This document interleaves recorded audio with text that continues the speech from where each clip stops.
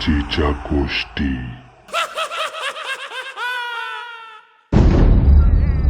लावसाळ. रातकिड्यांची किरकिर, कुत्र्यांचं रडणं आणि स्वतःच्या श्वासांचा आवाज. छोटी आणि तिचा भाऊ एकमेकांकडे पाहत होते.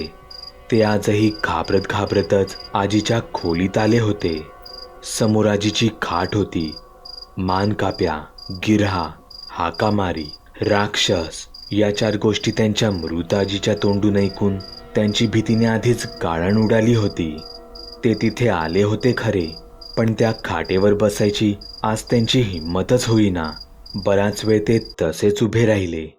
दादा, मला आजीची भीती वाटते रे. हो, मला पण आता तिची थोडी जास्तच भीती वाटायला लागली आहे. चल, आपण परत घरी जाऊ. ते आजीच्या खाटेवर बसलेच नाहीत म्हटल्यावर आजी तिथे येणारच नाही, म्हणून ते घराबाहेर पडणार तोच.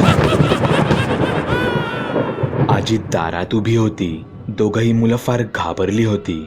छोटी, कुठे निघालात? आजीची गोष्ट आज ऐकणार नाहीत का? दोघेही थरथरत होते. नाही आजी, आम्हाला भीती वाटते. आजी घरात आली तशी मुलं एक एक पाऊल मागे होऊ लागली. असं कसं? मी फक्त तुमच्यासाठी परत आली आहे. आता तुम्हाला या गोष्टी ऐकाव्याच लागणार. दोन्ही मुलं रडवेली झाली. ती गप खाटेवर जाऊन बसली. त्या मुलांना आज पटलं होतं की ही आपली आजी नाही, तर हे त्या आजीचं भयानक भूत आहे. दोघांनीही होकारार्थी मान हलवल्या. ऐका तर मग, आजच्या गोष्टीचं नाव आहे लावसाळ. फार वर्षांपूर्वीची गोष्ट. ती पावसाळी रात्र होती. धोधो पाऊस कोसळत होता. आकाशात विजा चमकत होत्या. या अशा भयानक पावसात एक गरोदरबाई एका मोठ्या घराच्या अंगणात बसून रडत होती. ती पावसात ओलीचिंब झाली होती. ती थंडीने थरथर कापत होती. ते एका सावकाराचं घर होतं. त्या गावातील एक श्रीमंत व्यापारी. त्याच्यापासून ती बाई गरोदर राहिली होती. आधीच नवऱ्याने तिला हाकललं होतं. त्यात सावकारानेही तिच्या तोंडावरच घराचं दार लावून घेतलं होतं. तिच्याकडे दुसरा कोणताच मार्ग नव्हता. हे पोटातलं पोर घेऊन नेमकं जाणार तरी कुठे होती? आजूबाजूचे लोक तिचं रडणं, विव्हळणं फक्त पाहत बसले होते. सावकारासमोर कोणाचीच हिंमत होईना. ती तशीच रात्रभर पावसात भिजत राहिली आणि मध्यरात्री तिने आपला प्राण सोडला. अख्खा गाव तिला मरताना फक्त पाहत राहिला. इथूनच त्या गावचा वाईट काळ सुरू झाला. गावात मध्यरात्री आलटून पालटून सर्वांच्याच घराबाहेरच्या अंगणात एका बाईच्या रडण्याचा आवाज येत असे. काही ना तरी गरोदर बाई रात्रीची त्यांच्या अंगणात फिरतानाही दिसत असे. हे फारच भयानक दृश्य होतं. तिच्या येण्याने गोठ्यात बांधलेली जनावरही हादरून जात असत. पण ही तर केवळ एक सुरुवात होती. खरा कहर तर तेव्हा सुरू झाला जेव्हा त्या सावकाराची बायको पोटूशी राहिली होती. त्या काळात हॉस्पिटल नव्हती, म्हणून ही बाळंतपणं घरातच केली जात. गावातील 2 अनुभवी बायकांना निरोप धाडला होता. त्या धावतच सावकाराच्या घरासमोर आल्या. इतक्यात एकीला घराशेजारील झाडीत काहीतरी हालचाल जाणवली. तिथे ती लपून बसली होती.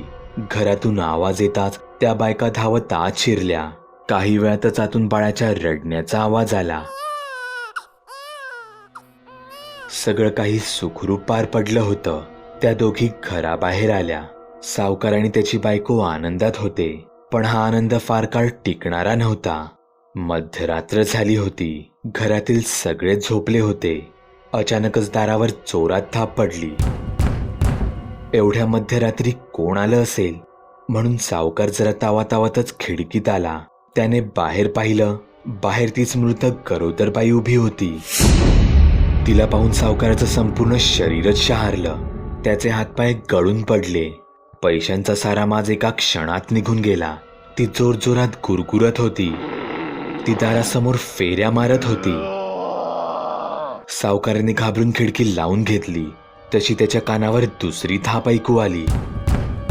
तो फार घाबरला होता. एव्हाना घरातील त्याचं मूल रडू लागलं होतं. सावकाराने होती नव्हती हिंमत गोळा करून घरातून कोयता आणला. तितक्यात दारावर तिसरी थाप पडली.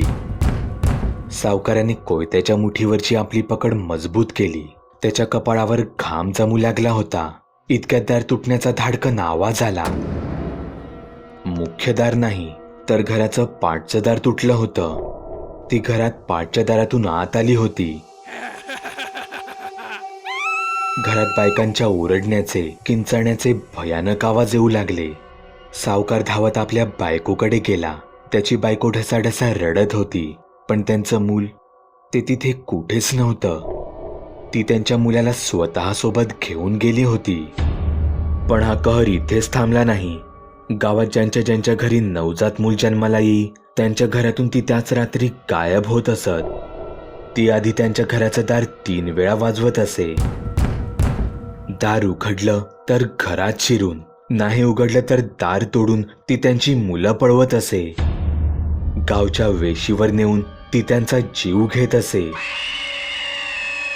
अख्खं गाव तिला लाल सावट म्हणजेच लावसट म्हणून ओळखू लागलं. संपूर्ण गाव तिच्या या हल्ल्याने हादरलं होतं. सावकार त्याचं घर सोडून कधीच पळाला होता. पण मग या गावाचं काय? सगळ्यांनी गावात तातडीने एक सभा बोलावली. सर्वांनी एकमताने गावात एक मांत्रिक बोलवायचं ठरवलं. काही दिवसांतच मांत्रिक त्या गावात आला. गावात पाय ठेवताच त्याला त्या अमानवी शक्तीची जाणीव झाली. त्याने तिला पकडण्यासाठी अनेक होम केले, मंत्रपाठ केले, पण तिची शक्ती कोणत्याही हवनाने कमी होणारी नव्हती. मरताना तिच्या मनात प्रचंड बदलेची भावना होती. तीच भावना आता या सर्वांवर भारी पडत होती. त्यातच गावातील अजून एक बाई गरोदर राहिली. कोणत्याही क्षणी तिला प्रसूती कळा सुरू होणार होत्या. त्याआधी काहीतरी उपाय करणं फार गरजेचं होतं. तिथे मांत्रिक आपल्या सर्व विद्या पणाला लावत होता. अखेर त्याने एक शेवटचा पर्याय निवडला. एका भांड्यात त्याने एका जनावराचे रक्त घेतले. त्यात एक पिठाची बाहुली तयार करून त्यावर मंत्र बोलून ती आत ठेवली. ते भांड त्याने त्या बाईच्या दारात ठेवलं. इथे तिला वेदना होऊ लागल्या. काही वेळातच तिने एका बाळाला जन्म दिला होता. पण सगळ्यांच्या चेहऱ्यावर आता काळजी दिसत होती. मध्यरात्र झाली. सगळे जागेच होते. मांत्रिकही त्यांच्याच घरात बसून होता आणि ती आलीच. तिला बरोबर याची चाहूल लागली होती. इतक्यात दारात ठेवलेलं भांड तिने पाहिलं. ते तिला नवजात अर्भकच वाटलं. तिने लगेचच ते भांड उचललं आणि ती सरळ गावच्या वेशीवर धावत गेली. मांत्रिकाला यावर उपाय सापडला होता. ज्या घरात नवजात मूल जन्माला येई त्या घराच्या बाहेर एखाद्या कोंबड्याचा बळी दिला जाई. ते रक्त एका भांड्यात ठेवून त्यात कणकेच्या पिठाची बाहुली ठेवली जाई. कोणाच्या घरी पाळणा हल्ला तर ती लावसट त्यांच्या दारात जाऊन दारात ठेवलेला तिचा घास घेऊन जात असे. गावकरी या उपायाने खुश जरी नसले तरी समाधानी मात्र नक्कीच होते. गावातील लोक अजूनही सहसा अंधार पडल्यावर घराबाहेर पडणं टाळत असत. या गोष्टीला आता अनेक वर्ष होऊन गेली, पण त्या गावची प्रथा तशीच चालू राहिली. कित्येक वर्षे लोकांनी त्या लावसटीला पाहिलं नव्हतं. पण ज्या घरात पाळणं हलत असे त्या घराबाहेर न चुकता लावसटीसाठी घास ठेवला जाई. आश्चर्याची गोष्ट म्हणजे सकाळपर्यंत तो घास गायब झालेला असे. रात्र बरीच झाली होती. जंगलातून वाट काढत एक बैलगाडी त्याच गावाच्या दिशेने येत होती. रात्रीचं ते वातावरण फारच भयानक वाटत होतं. अचानकच बैलांचा वेग मंदावला गेला. ते गावच्या वेशीवर आले होते. आत बसलेल्या हरीने गाडीतून सहज रस्त्याकडेला आपली नजर फिरवली. तसं त्याला तिथे काहीतरी विचित्र दिसलं. वेशीजवळ खूप सारी भांडी उलथी पालथी पडलेली होती. त्याला ते काहीसं विचित्रच वाटलं, पण तो आपल्या सोबत असलेल्या पत्नीला याबाबत काहीच बोलला नाही. कारण रमाला 9वा महिना चालू होता. शेजारच्या गावात काहीच सुखसोयी उपलब्ध नसल्याने त्यांनी अचानकच या गावात येण्याचा निर्णय घेतला होता. पण हाच निर्णय त्यांच्या बाळाच्या जीवावर बेतणारा होता याची त्यांना फुसटशीही कल्पना नव्हती. बैलगाडी एका मोठ्या घराजवळ येऊन थांबली होती. ते जोडपं गाडीतून खाली उतरलं. ते त्यात सावकाराच्या घरी आले होते.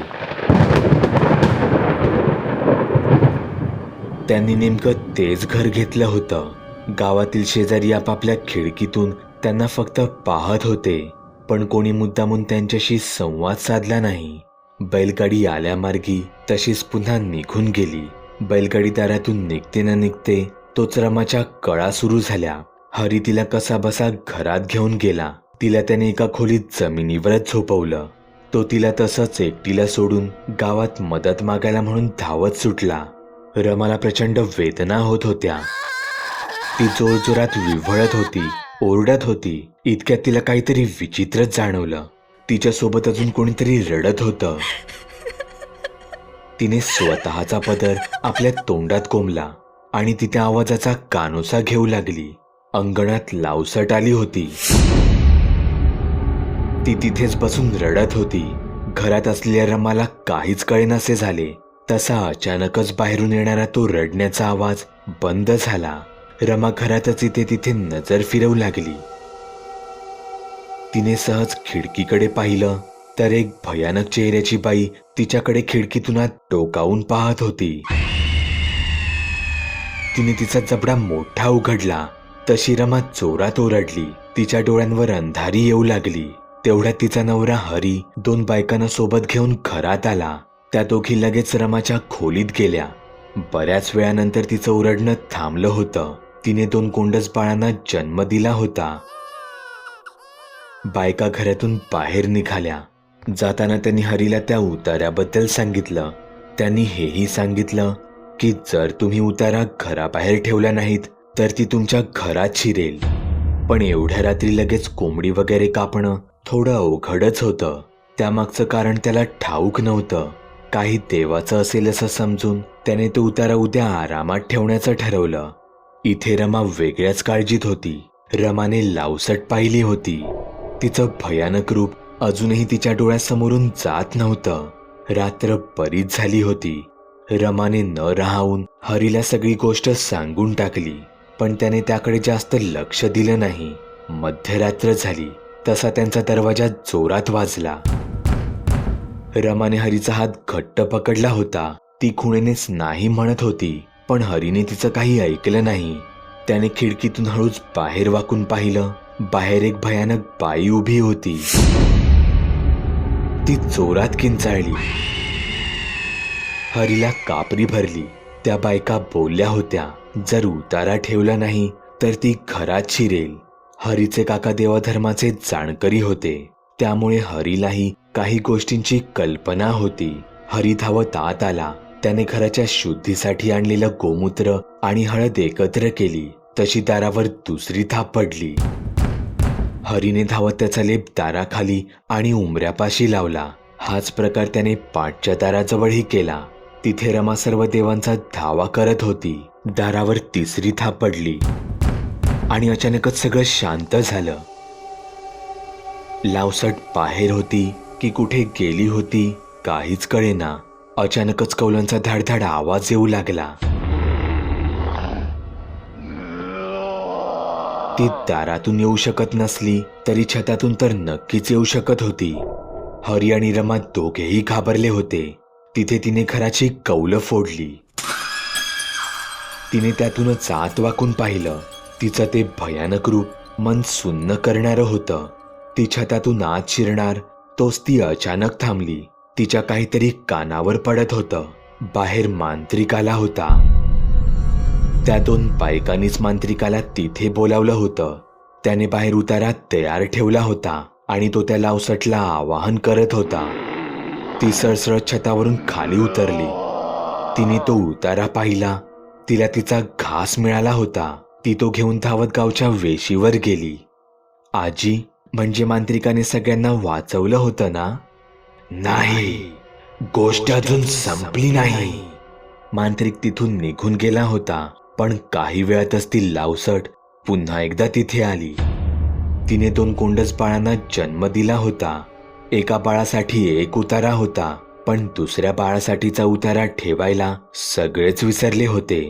लावसटीने छतातून घरात प्रवेश केला आणि त्यांचं एक बाळ घेऊन ती पळून गेली.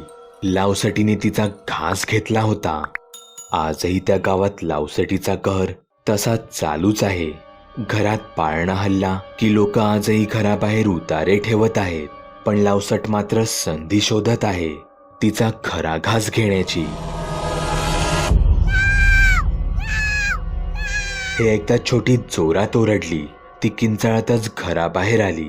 तिचा भाऊही पळत बाहेर आला. त्यांना पळताना पाहून आजी बोलली, छोटी, कुठे पळतेस?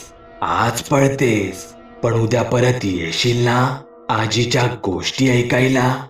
आजीच्या आतापर्यंतच्या सर्व गोष्टींची लिंक क्रमाने व्हिडिओच्या डिस्क्रिप्शन मध्ये दिली आहे. आजीच्या गोष्टी. तुम्ही सुद्धा तुमच्या गोष्टी बागुलबुवाला मेल किंवा मेसेज करू शकता. बागुलबुवा. चॅनल सबस्क्राईब करण्यासाठी इथे क्लिक करा, जेणेकरून तुम्हाला भूतांचे प्रकार, गोष्टी, सिनेमे यांबद्दलचे नियमित अपडेट मिळत राहतील. इतर व्हिडिओ पाहण्यासाठी इथे क्लिक करा. व्हिडिओ लाईक, कमेंट आणि शेअर करायला विसरू नका. धन्यवाद.